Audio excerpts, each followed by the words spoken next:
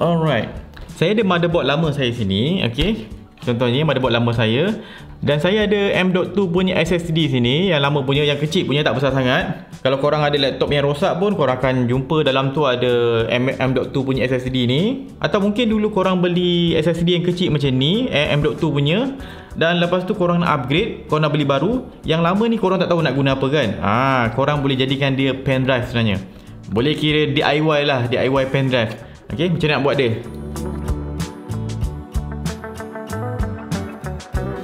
Okey, mula-mula saya just cabut dulu saya punya SSD ni, M.2 punya SSD ni. Okey, cabut. Okey. Okey, saya dah ada dah ni M.2 punya SSD. Macam mana nak jadikan dia pen drive? Dia senang je. Kita perlu adakan M.2 SSD punya enclosure. Ini yang akan membolehkan kita jadikan kita punya M.2 drive sebagai pen drive. Ni dokumen dia semua tak payah pakai. Balik. Okey, sini. Okey, ni dia punya. Okey, simple saja. Kita akan letakkan kita punya M.2 punya SSD ni dalam ni. Dia tak susah. Okey, saya buka dulu. Dia ada bagi screwdriver kecil ni. Ini saya beli yang USB Type-C punya. Ni dia punya board. Sebelum korang beli, korang kena tahu dulu model apa korang punya SSD ni. M.2 SSD ni.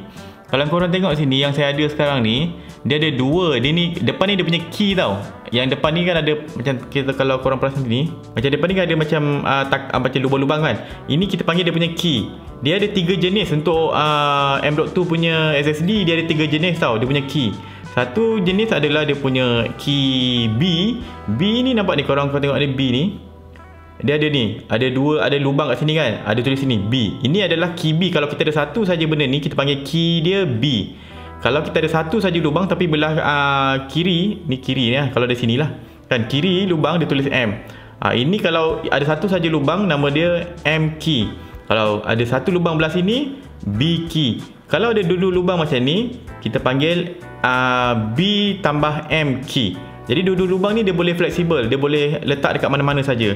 Kalau contoh saya punya SSD enclosure yang ini, kalau jenis yang saya punya ni, yang B punya kalau satu lubang boleh, kalau BM boleh juga, ada yang ada dua lubang. Tapi kalau jenis M punya, kalau korang punya SSD ni adalah jenis M, tak boleh masuk yang ini sebab M dia akan ada lubang kat belah sini.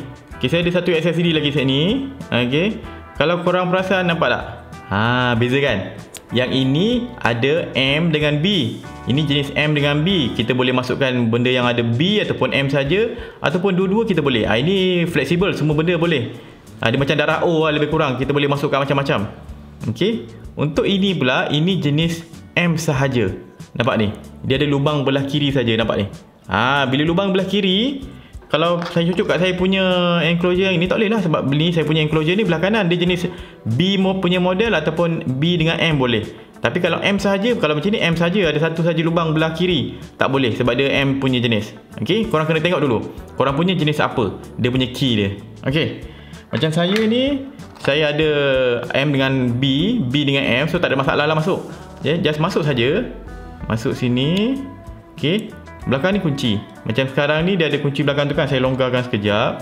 Okey, longgarkan kunci belakang tu, masukkan balik, saya ketatkan. Biar ada kunci kat tepi situ. Simple saja. Okey, sekarang dah masukkan kemas kan. Alright. Lepas tu simple, dia sangat-sangat mudah. Tutup. Senang saja.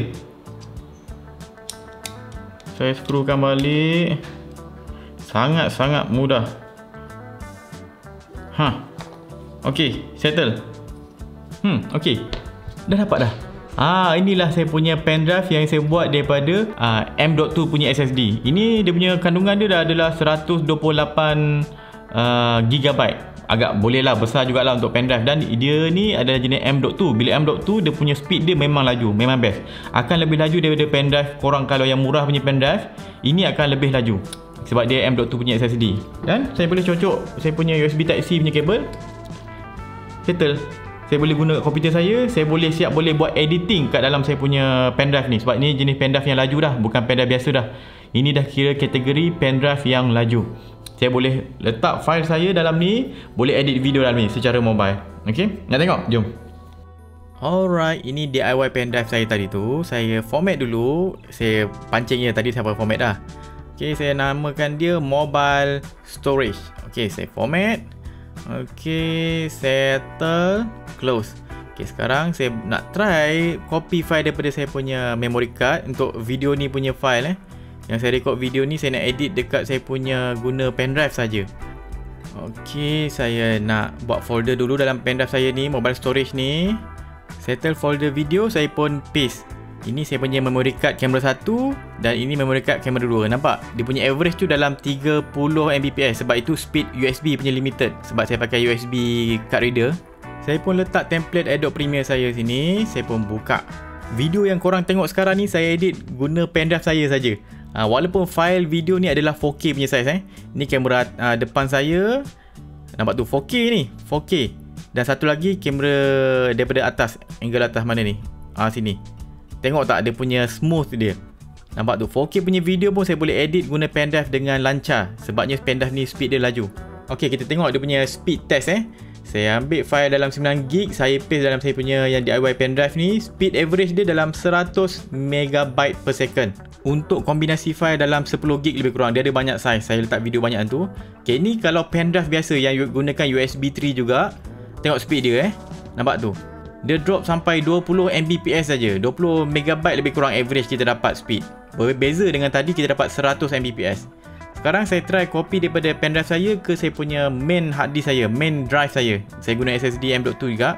Speed dia untuk ni read lah sebab kita dah transfer ke sini dalam 360 Mbps. Kalau compare saya punya speed M.2 dekat on motherboard saya ni, nampak tu. Dia daripada 1GB lepas tu drop sampai dalam average 700 Mbps macam tu. Ni sebab banyak jenis file dah ni, bukan satu file, ada banyak file video dalam ni, dalam folder ni. Okay, so itu sahaja. Tak susah pun kan, sangat-sangat mudah. Cuma korang kena tahu jenis-jenis dia punya M.2 punya key. Sebab key dia problem. Kalau orang salah beli, main beli je. Contoh dia main beli ni, kalau macam ni dia jenis B key, B. Kalau korang punya SSD M.2 punya SSD adalah M key macam saya punya ni. Nampak ni? Ok, nampak tu? Kalau M key macam ni memang tak boleh masuk, korang dah bazir duit. Jadi kena pastikan korang punya M.2 tu jenis key apa, M key ke, B key ke, ataupun kalau B dengan M, ada dua-dua, B tambah M, itu tak ada masalah. Kalau just M saja, itu problem. Okay, sebab kalau macam saya punya model ni, dia punya adalah B. Kalau B ni kena ambil yang B sahaja ataupun B tambah M, tak ada masalah. Saya dapat ni daripada Banggood, saya akan letak link dekat description. Tapi kalau korang nak pergi kedai berdekatan pun tak ada masalah. Sebab macam ni saya dapat ni dah harga 50 lebih, tak silap kot. Ada yang mahal lagi, ada sampai 100, ada yang 100 setengah, ada yang mahal punya. Yang mahal punya kelebihan dia adalah dia punya, mungkin dia punya heat dissipation dia punya heat treatment dia bagus. Dia boleh ada efek untuk sejukkan kita punya M.2 punya SSD lah. Saya harap video ni bermanfaat. Jangan lupa follow Berani Buat, subscribe YouTube Berani Buat. Itu saja, saya Wan Syafiq. Assalamualaikum.